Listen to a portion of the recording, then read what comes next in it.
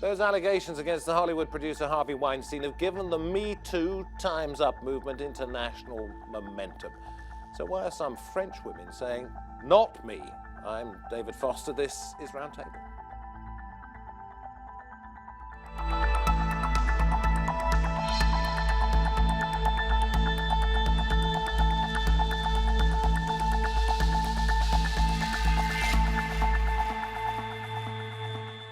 It is a movement that's united women, not just women, many men too, in countries all over the world, and started a very public conversation about power and sexual assault and harassment. But in France, a letter signed by 100 women has warned of what they say is a new form of puritanism.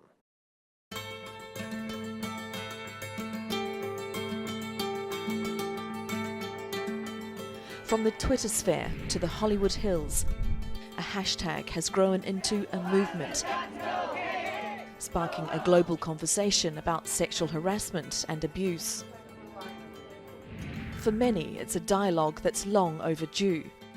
At least 1 in every 3 women has been a victim of some sort of physical or sexual violence. But for some, it's a case of naming and shaming in the court of public opinion, without giving the accused a chance to defend themselves.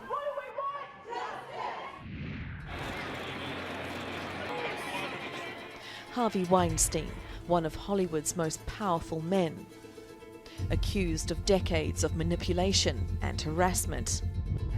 More than 90 women have come forward with claims of abuse, among them high-profile actresses. At the Golden Globes, celebrities wore all black to back the Time's Up campaign. It aims to strengthen laws around workplace harassment and discrimination. Actors across the industry sported pins bearing the slogan to the ceremony to show their support.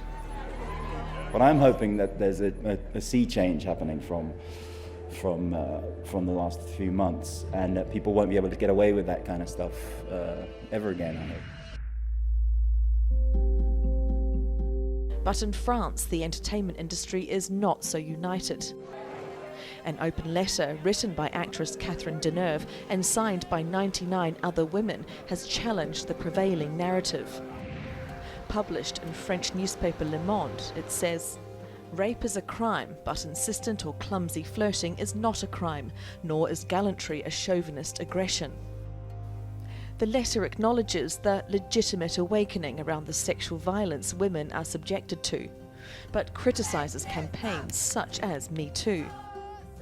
It alleges they amount to puritanism and are fueled by a hatred of men, and goes on to defend what it says is men's freedom to bother. Deneuve has since apologised to victims who might have been offended by the letter, but stands by its sentiment.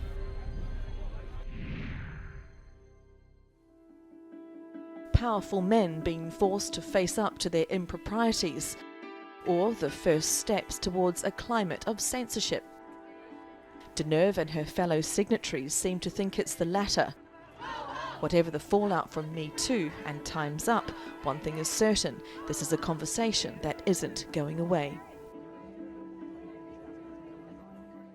Very pleased to say that joining us via Skype from Paris is Anne-Elisabeth Moutet, journalist and political commentator, and one of those who signed what's become known as the Catherine Deneuve letter. Here with me in the studio, we have the journalist Naomi Firsht. And we also have Shola Mos-Shogbamimu, a lawyer and women's rights campaigner, and making up the crew, Rachel Krengel, a member of Fourth Wave London Feminist Activists, and one of the organisers of this weekend's London's Time's Up rally. Thank you very much for coming in. Anne-Elisabeth, let me come to you as one of those who put their name to the so-called Catherine Deneuve letter. So many words have been written about it. I bet you were quite surprised at that. But what is it precisely that you meant to say? What we meant to say is the first sentence of the letter is rape is a crime. And then we say that sexual harassment is a crime, and that it was a very good thing that women started talking in the MeToo movement, and that the MeToo movement has gone beyond the necessary, and it has strayed into dangerous shoals in which it has turned into an orgy of denunciations, sometimes not very accurate. So we define ourselves as feminist. one of the initial writers, there are 4 initial writers. One of them is a French-Iranian writer who was diddled by a family member when she was 8 in still Tehran. Sylvie Le Bihan, another one, was gang raped. We absolutely do not want to condone harassment of women in any way, but we also say that the entire complexity of the normal relationship between men and women is being put in danger by the excesses of a movement that is turned over to a kind of a tribunal of Twitter. Where do you think it's gone too far then? Now, you alluded to it there with this tribunal of Twitter and this orgy of whatever as you described it, but where precisely do you think it's gone too far? Who's got something wrong here? I think what's gone too far, first of all, Twitter, Twitter posts in which you name and shame people who may or may not be guilty for things that have no scale of no proportion, because somebody putting their hands on your knee is not pleasant. You might decide that, this is not something you want to go to, but it's not the same thing as a rape. And right now in France, we're having rather interesting political developments because a French former Home Secretary under the François Mitterrand was named by a young woman for having touched her up, sort of, in the way it's described, it's not a pleasant thing, at the opera in 2010. It turns out he may not have been the one seated next to her at the opera when this happened. He's a lawyer. He used to be the president of the Constitutional Council. He started a complete inquiry and due diligence because he wanted to defend himself. Okay, He's 80. okay. So I get this, that there will always be false accusations, but what Yes. Anne-Elisabeth is suggesting here, let me put it to the two of you here, is that it has gone too far. And in a sense, Rachel, you kick off with this. Perhaps it has. So false accusations are incredibly rare. They happen, but they are incredibly rare. How do you know that? The statistics on it are, the vast majority of it, far more rapes and sexual assaults go unreported. We're not talking about those things that are reported to the police. We're talking about those things that are just put out in It's very unusual for people to social report media. at all. False reporting happens, it absolutely does, and that shouldn't happen. As far as putting hands on knees, I don't think anyone's saying we criminalise putting hands on knees. I think we're saying, could you all please keep your hands off our knees unless we say it's okay? The conversation here is about consent. If you don't understand the difference between flirting and harassing somebody, then what you are missing is consent. Clearly, there has to be a distinction between flirting and harassment. There has to be a distinction between sexual assault and sexual harassment. There has to be a distinction between due process and trigger-happy firing, right? Firing people and suspending without a due process. But this does not in any way take away from the incredible impact and work that the MeToo movement is doing. The excessiveness is not from the movement. The excessiveness is from people who, in reaction to the movement, use it as an opportunity outside what the Naomi's going to movement jump in, is then I've got something to say about No, because let's be very clear about this. The Me Too movement is a very good thing. This is it's quite an old movement. It's more than a decade old. Yes. Oh, we know that. So it's been corrupted. But it is more than just a decade old. This is an age-old problem that women have been experiencing from time memorial. The issue right here is, do not let us derail from finding a solution to the problem. Don't let us get lost in things that's like... the point. So that's why we have to address some of the problems with the Me Too movement, because you're right, it started with very good intentions, and it started from a very good point, which is actually, what Anne-Elisabeth and the other signatories of the letter said, is that it's important that that men who are exploiting their power are exposed, that they're called out. That's a good thing. What is happening now is that there is a trial by Twitter, there are denunciations all over the place. You cannot possibly say that there aren't false accusations in there. We can't possibly know. There are thousands and thousands of tweets, and people are accusing men of things, and it's conflating things. So you've got some people accusing men of rape, a serious crime, and other women complaining about some flirting that they weren't happy with, and that's happening, and we're conflating all these things, and that's dangerous. And beyond that, so beyond the sort of the witch hunt that's going on social media, you've got a really negative message about women that's being put out there. This idea idea that women are always victims, and we're encouraging this kind of victimhood narrative, which I really disagree with, and I find really offensive to women, I and totally very disagree with very that. I beg your pardon. I'm going anti-feminist. to let you jump in totally just a disagree with second. that.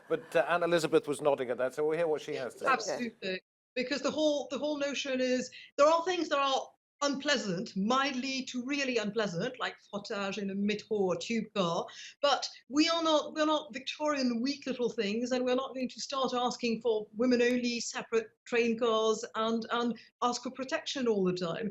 I think we ought to, I wouldn't like our daughters, and we're always saying that we don't want our daughters to think that they can't defend themselves. And yes, that it's absolutely true that there's a line between what is totally unacceptable, harassment in the workplace, any kind of violence, even mild, any kind of attempt to the person's integrity, but at the same time, the whole notion that in doubt, complain because you're too weak to stand any kind of sort of reversed relationship or exchange with. I don't think that's correct. Shola, yeah. Yeah, I don't think that's correct. The Me Too movement, if in anything, what it does is actually embolden women, and what it does is empower women. If there are people who have a view that women are looking like victims, that's your view. That is not what the movement is doing. For the first time, in God knows the longest time, women are being bold enough to talk about their experiences. How can that not be a good thing? That's not No. true. And let me finish. Fine. Okay. We accept that in this day and age, especially with digital technology, everything is totally blown up and information is faster than it used to be. But the bottom line is this: it is not the movement that is crucifying people or crucifying men or crucifying women. It is not the movement that is doing that. It is those who are on the sidelines of the movement who are raising points, almost like the points you're raising about women looking like victims. Are those men who are victims? accused and perhaps of minor things, are they just casualties of what you think is a bigger war? I think this whole thing about it's a minor thing, there's an interesting thing you said about our daughters. There is a difference between serious sexual assault. Of course there's a difference. And I've been subjected to both ends of it in the extreme most of my life, as most women have. And sure, I'm not comparing being touched upon the school bus when I was 11 to being raped when I was 17. What I'm saying is I don't want my daughters, I'm not telling my daughters they can't defend themselves. I'm saying they shouldn't have to. I don't want my child to get touched upon the school bus when she's 11, because actually we shouldn't have to do that.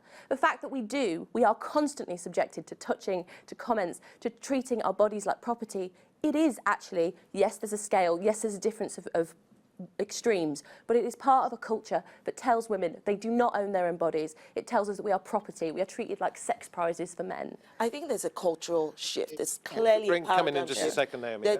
There's clearly a paradigm shift, right? Which is why everybody's taking so much more notice. I have 3 girls, and Rachel is right. They do not have to.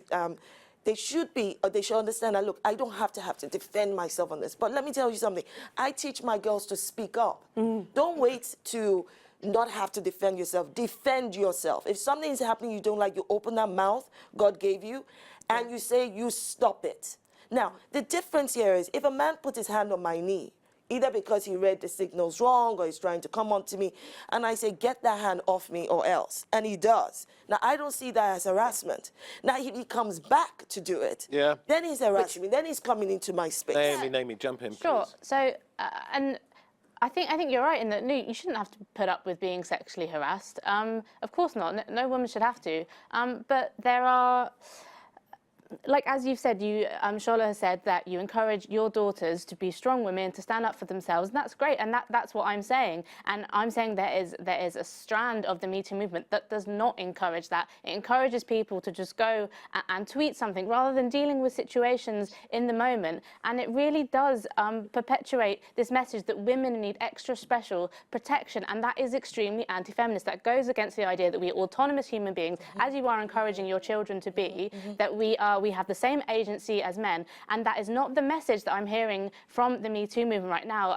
As it sort of blurs into this kind of, oh, it's not okay if a guy flirts with me and I don't like it. That's not sexual harassment. And this. Not if it keeps coming back. If it keeps coming back. If she said, I'm not okay with it. You say, what I don't want, what we don't want is a situation whereby a guy comes on to you, and because you feel this innate feeling to be polite, you keep smiling. You don't go, you need to stop it now. I don't like And this. not just politeness, Yeah. out of fear. Or maybe There out are of plenty fear, of women sure. who have died for saying no to the wrong man. But the reality is, yes, if a woman says, stop it, I don't want you to flirt with me. In fact, I don't want to flirt with you. Yeah. Any consistent repeat of that, and this also applies to women who flirt with men, okay? It goes both ways. And the Women who point flirt here with is women. sexual harassment. Let's bring back in women our are not Paris doing guest. that. Gender. Let's bring back in our Paris guest, Anne-Elisabeth, and let me put this to you. To some extent, the Me Too campaign was losing a bit of steam, and you've given it fresh impetus. So perhaps you've fed a fire that you weren't keen to stoke. To be honest, when we wrote that letter, and the four initial writers are friends of mine, we thought, are we ever going to get heard on this? And we were fascinated to see that it went round the world, and very surprised.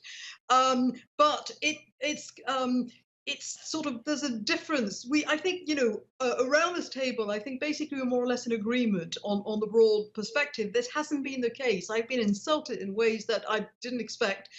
I've been lectured. I've been told that I was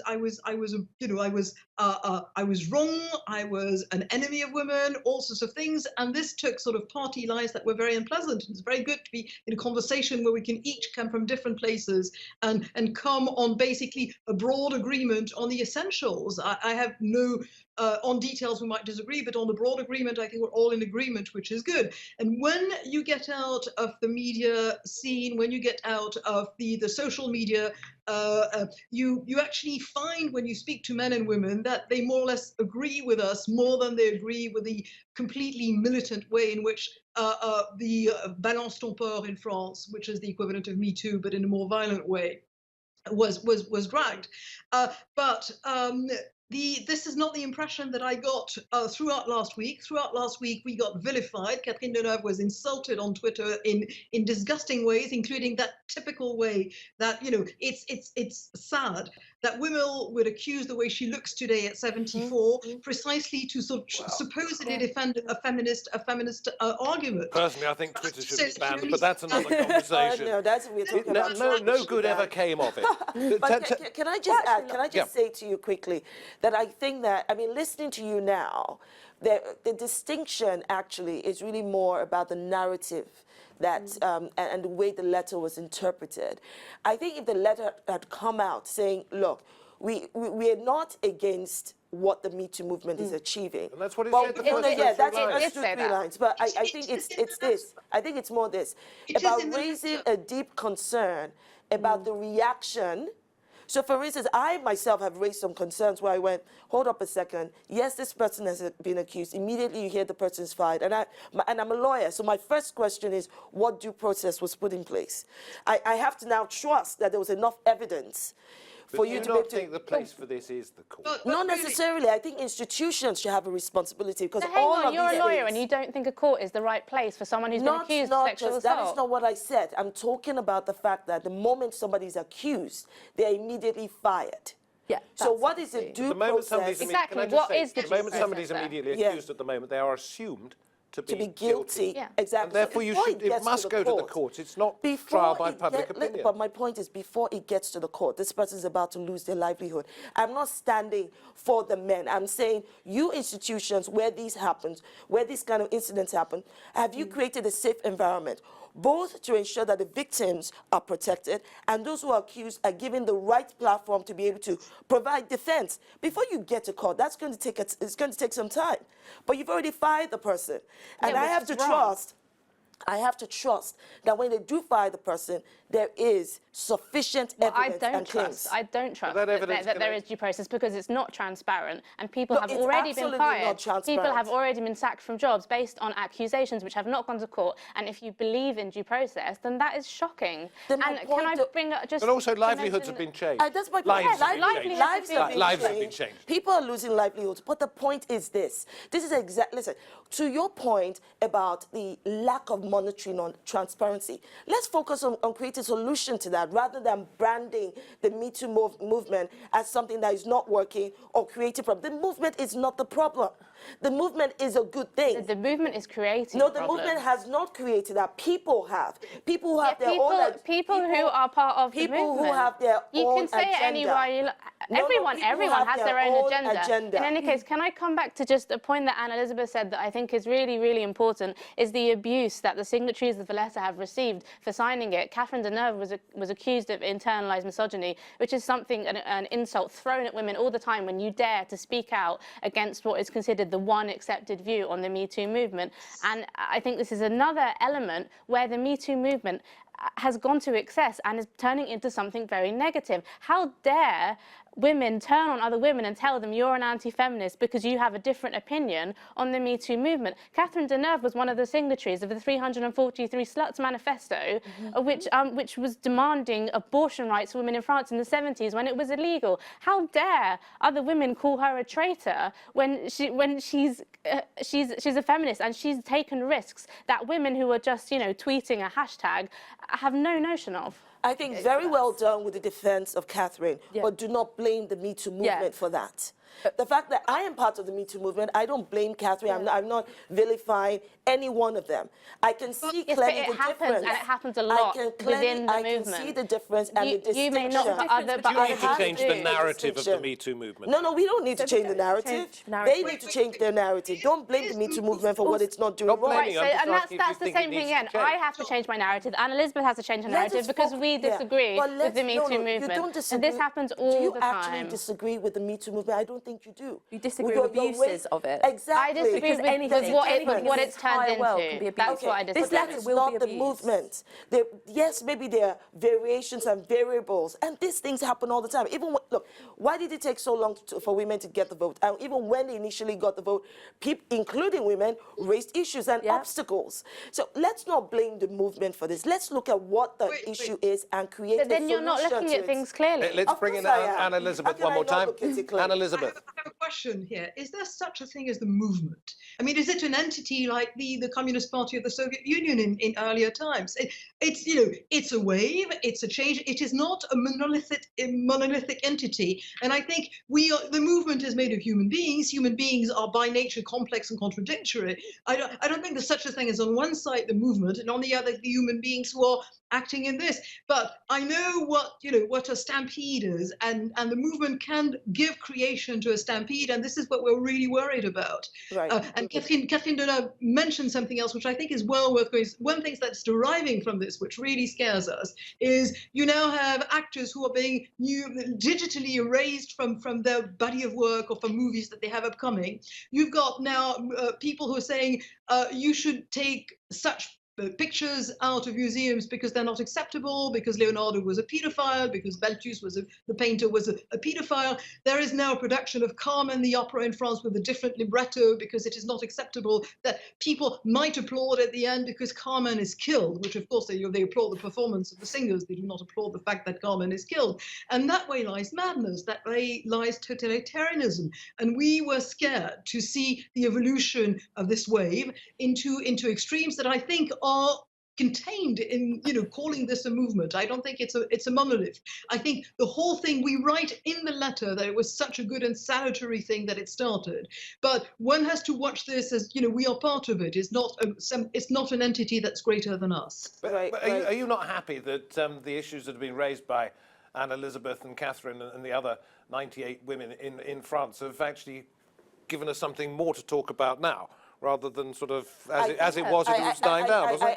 I don't know if it was slowing down. I didn't feel it was slowing down. I think that the points that they've raised... It wasn't getting headlines anymore. Well, I think that the points they have raised is really more about dealing with extreme reactions and issues, and rightly so. The point is this. The issue should not... And the reason why they probably got vilified is because, again, God knows how many people actually sat down to read the letter. They probably just got their snippets from the news and from what other people have read and their interpretations. Yeah. But look, you're not against the Me Too movement. Well, I found it in 2 minutes. You're drawing distinction. You're drawing attention to the fact that, wait, hold up a minute. Before this gets into some form of madness and you start taking down portraits and things like that, how can we manage this? How can we manage it to ensure that justice is delivered for the victims and that we have due process to ensure that the right thing is being done? That's a different narrative.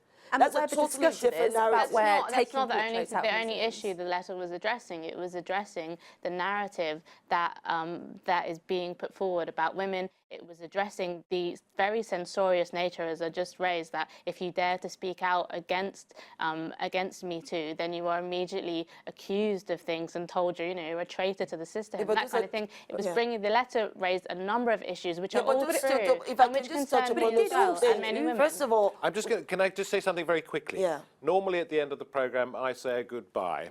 It's going to be very difficult with the four of you here for me to get very much in. So what I'm going to do is I'm going to sort of just tell everybody who's watching this, wherever they're watching it, that we're coming to the end of the programme while you lot carry on talking. right. So two things. Just moving on. Two things. First of all, the Me Too movement does not make women look like victims. That's totally wrong. I totally disagree with that. And secondly, when we do talk, again, I'm not hearing from what both of you have said.